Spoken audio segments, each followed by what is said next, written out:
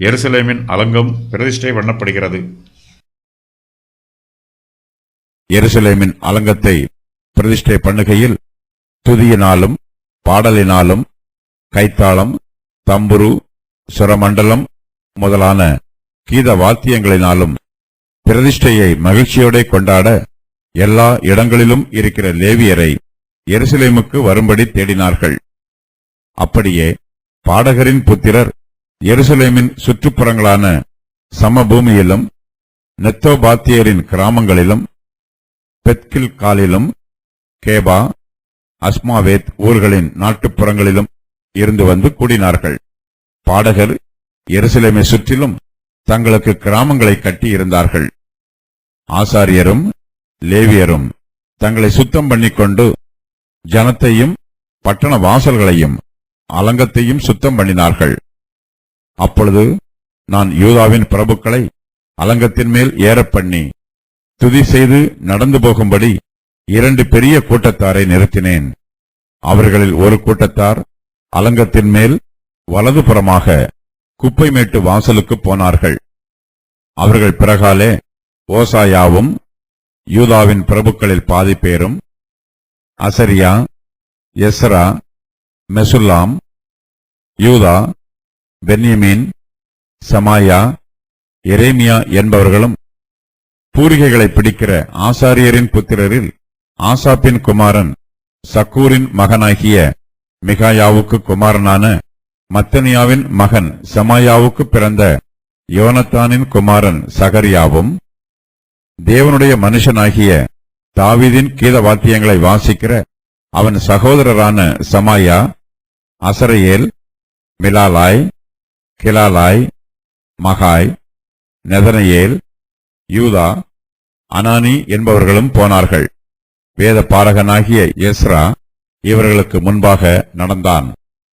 அங்கே இருந்து அவர்கள் தங்களுக்கு எதிரான ஊருணி வாசலுக்கு வந்தபோது அலங்கத்தை பார்க்கிலும் உயரமான தாவீது நகரத்தின் படிகளில் ஏறி தாவீது வீட்டின் மேலாக கிழக்கே இருக்கிற தண்ணீர் வாசல் மட்டும் போனார்கள். துதி செய்கிற 2ஆம் கூட்டத்தார் எதிரே இருக்கிற வழியாய் நடந்து போனார்கள். அவர்கள் பிறகாலே நான் போனேன். ஜனத்தில் பாதி பேர் அலங்கத்தின் மேல் சூளைகளின் கொம்மையை கடந்து அகழ் மதில் மட்டும் நெடுகப் போய் எப்ராயிம் வாசலையும் பழைய வாசலையும் மீன் வாசலையும் அனானேயேலின் கொம்மையையும் மேயா என்கிற கொம்மையையும் கடந்து ஆட்டு வாசல் மட்டும் புறப்பட்டு காவல் வீட்டு வாசலிலே நின்றார்கள். அதற்கு பின்பு துதி செய்கிற 2 கூட்டத்தாரும் தேவனுடைய ஆலயத்திலே வந்து நின்றார்கள்.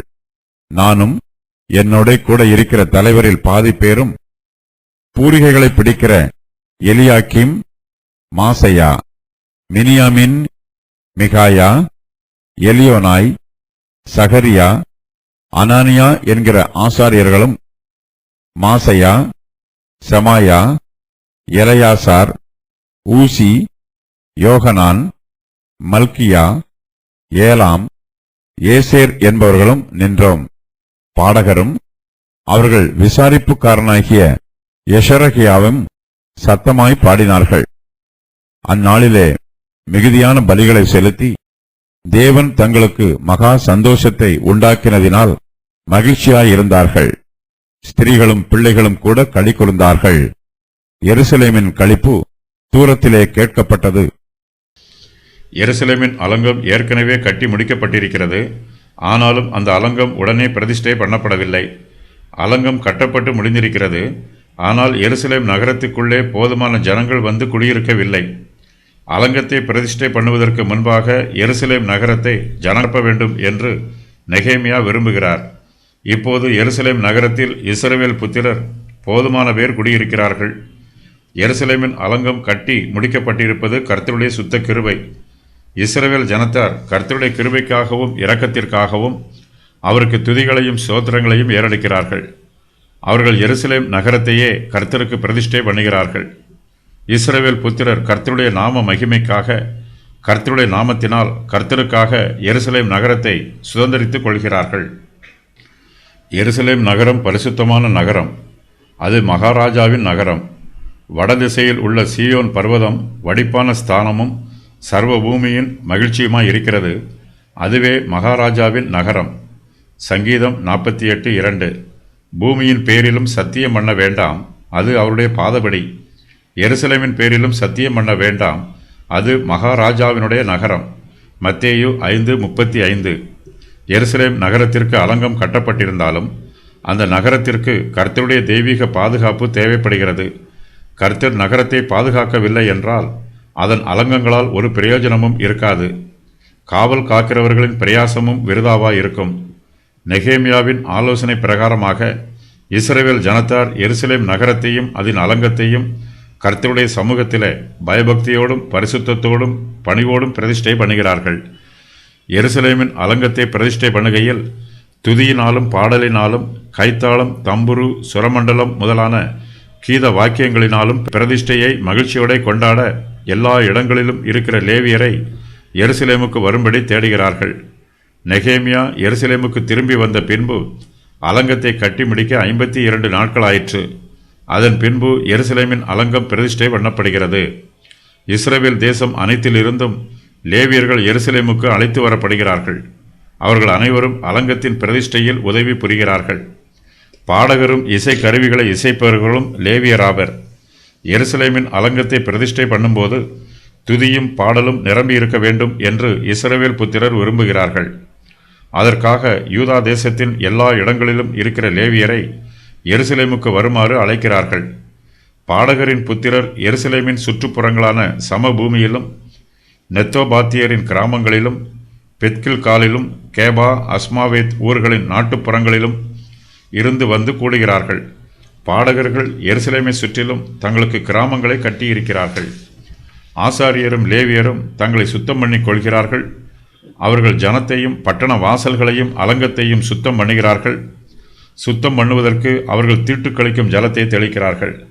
சுத்தமாயிருக்கிற ஒருவன் அந்த கிடாரியின் சாம்பலை வாரிக்கொண்டு பாளையத்திற்கு புறம்பே சுத்தமான ஒரு இடத்தில் கொட்டி வைக்க கடவன்.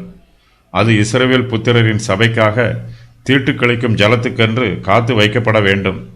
அது பாவத்தை பரிகரிக்கும். தீட்டுக்களிக்கும் ஜலமானது இயேசு கிறிஸ்துவின் இரத்தத்திற்கு அடையாளமாக இருக்கிறது.